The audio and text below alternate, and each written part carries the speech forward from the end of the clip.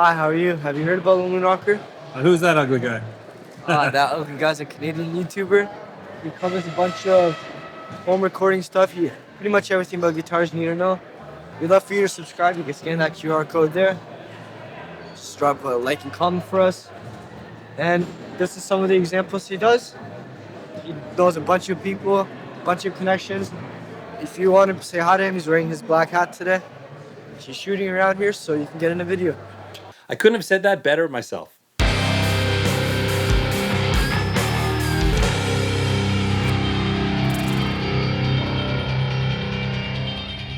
Hey there, I'm Dan, the self-proclaimed Lonely Rocker. Thank you so much for joining me. If you're into guitars, related gear, and recording, and especially guitars, then perhaps you've come to the right place. Well, I got a chance to visit the Elmira Vintage Guitar Show for the second year in a row. Elmira is about an hour and a half northwest of Toronto, Canada, and it's the biggest guitar show going around these parts. People come from all over to check out this event. It's very, very well attended, and I'm honored they invited me for a second time in a row to go and check out the show. And in fact, I got a little booth this time around, so there was a little Lonely Rocker footprint at the Elmira Vintage Guitar Show. So I had a chance to play some amazing instruments and meet some really great people and some really, really interesting stories. I want to share a bit of that with you today. So why don't we start off by meeting the organizer, John Woods. Hello, I'm John. Welcome to the Elmira Vintage Guitar Show. We've had a great day today. We've seen everything from cheap kits to expensive guitars. I've had a great time meeting with Dan, the Lonely Rocker, and I know he's going to show you some great shots of the show here. Thanks.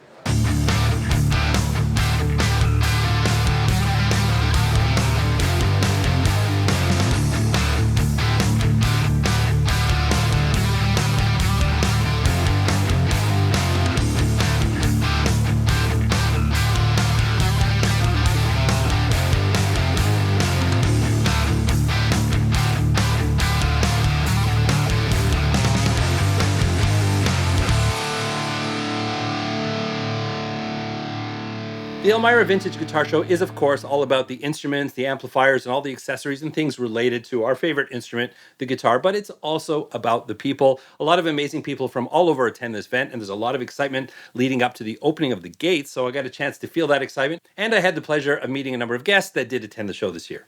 First in line, how'd you manage that? Well, it took me a few years, I keep working at it,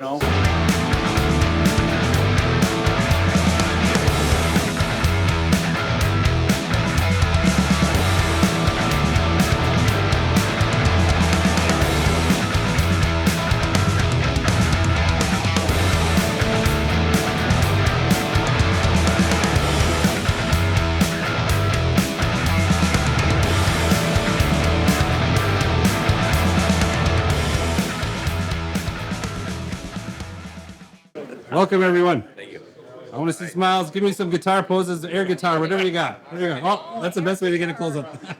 All right, now we're talking. Now we're talking. Give me the best air guitar. Oh, there you go. I hope you're showing me your T-shirt. Yes. There you go. I got the same shirt from the Marshall Warehouse, right? Would you rather be playing guitars or cutting the grass today? Playing guitar, man. That's it. Where are you from? I'm from Waterloo. Waterloo. Oh, so it was a long walk, huh? That sure was. Are you selling or buying? Well, I'll probably buy some. I'm not selling anything, but So you're just showing off. That's what you're doing. well, this was my dad's guitar. I'm just curious what it's worth. I got a 1953 Guild acoustic, all original. Very nice. What do you think she's worth? I have no idea. That's why I came in.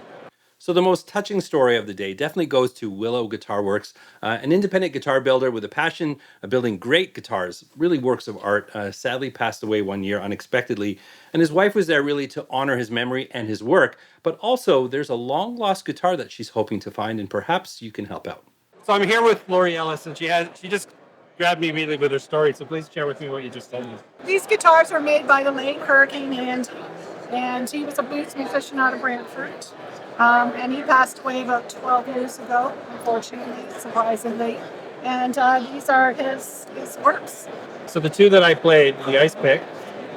The Ice Pick is dedicated to Sonny Boy Williams and the musicians from the late 40s and 50s who were murdered for their music.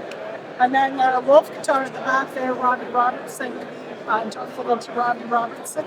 And it's at a museum now, at the Woodland Cultural Center Museum.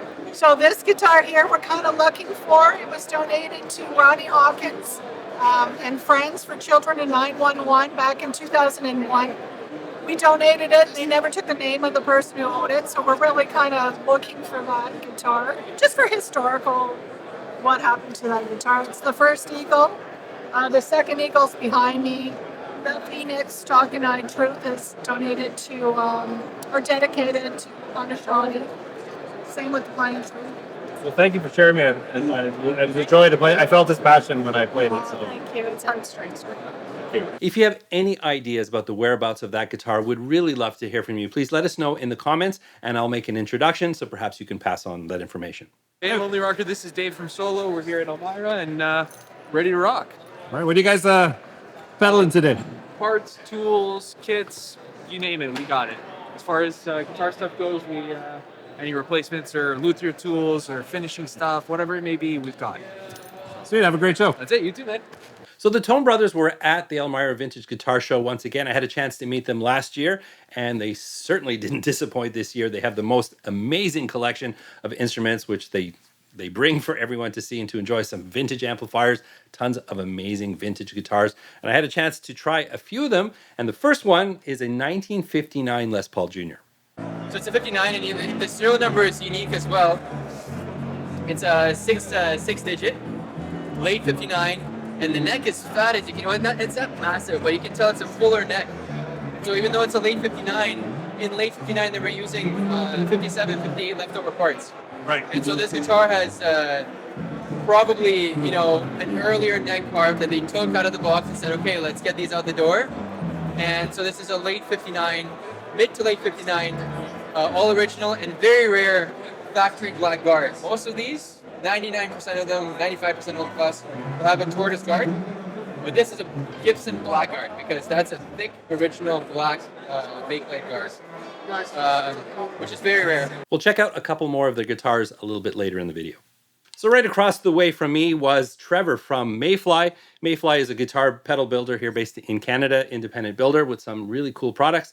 In fact, he gave me his Goddess Dual Chorus, which I will be featuring on a future episode of Lonely Rocker, but let's meet Trevor. Hey, I'm Trevor May from MayFly Audio. Thanks for stopping by my booth here at the Elmira Vintage Guitar Show. I make these things. I make pedals.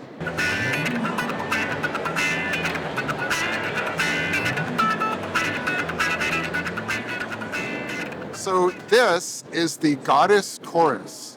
It's actually a dual chorus pedal. You can switch between two chorus sounds with this switch here. And of course, it's full bypass using relays. What I found when developing this chorus pedal is that I tried so hard to make a digital chorus work because the old school analog bucket brigade chips, they're impossible to find, the new old stock is shaky, and all of that stuff. But you know what? Digital chorus sucks. And so the best tone is from the old school analog chips, which is what is used inside here, the Goddess Chorus. I think it's the best chorus in the world. I worked really hard in the filtering, worked really hard in the sweep, on the LFO. It's fantastic.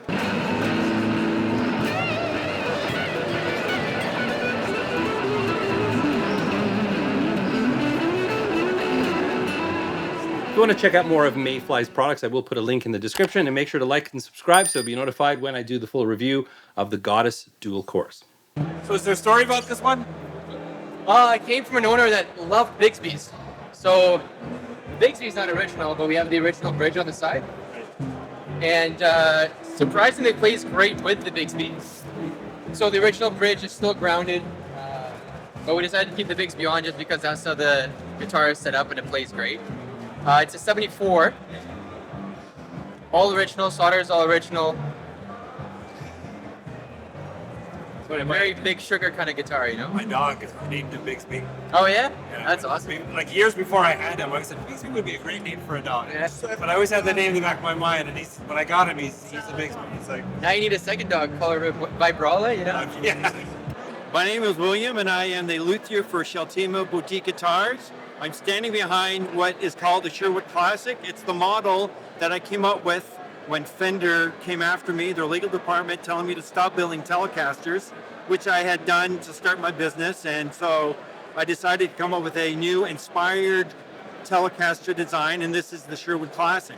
What's really neat about it is it has a different body print, but it's very similar. You can tell where it came from. It has a lovely little accent here, which makes it really unique, and my own headstock design with some gold leaf, and the pickup itself is different. Just to be to stand out, and I love building them. I'm at the Vintage Guitar Show here in Elmira, and getting a lot of really good reaction from these guitars, and I'm really excited about building more.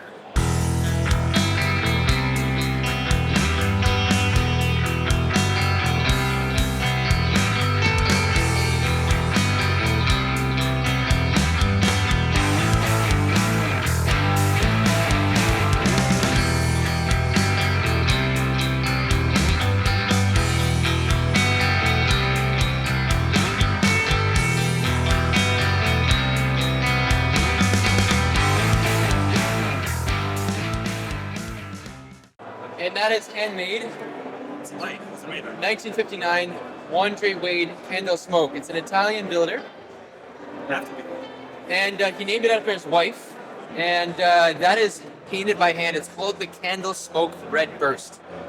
Everything is handmade on this guitar. It's missing the Wandre plate, so this silk screen or whatever you want to call it, the acrylic. It's supposed to say Wandre there, so that's missing, and the guy replaced the 1/16 jack with a 1/4 inch so that you can play a normal cable. Apart from that, it's all original. If you were playing in the Liberace band, this is a piece of art more than a guitar, you know, genuinely. And aluminum. 1959, yeah, aluminum neck. You know, there's very little information on these guys because there's so few of them. You know, a craftsman who takes pride looking back looks like that. Yeah. Hey, I'm Dave from Rising Sun Vintage Guitars. We're in Ayr, Ontario. I just like to buy and sell vintage Japanese-made guitars. Japanese lawsuit guitars? Japanese lawsuit, yeah, I guess sometimes they call lawsuit guitars. A lot of my guitars happened after the lawsuit, so like the early 80s and late 70s, but you know, brands like Aria and Tokai and Greco and Bernie and Yamaha, all those guys that, you know, while Gibson was making Norland era guitars, they were like, let's make classic 57, 58, 59 Les Pauls and SG, so that's my thing.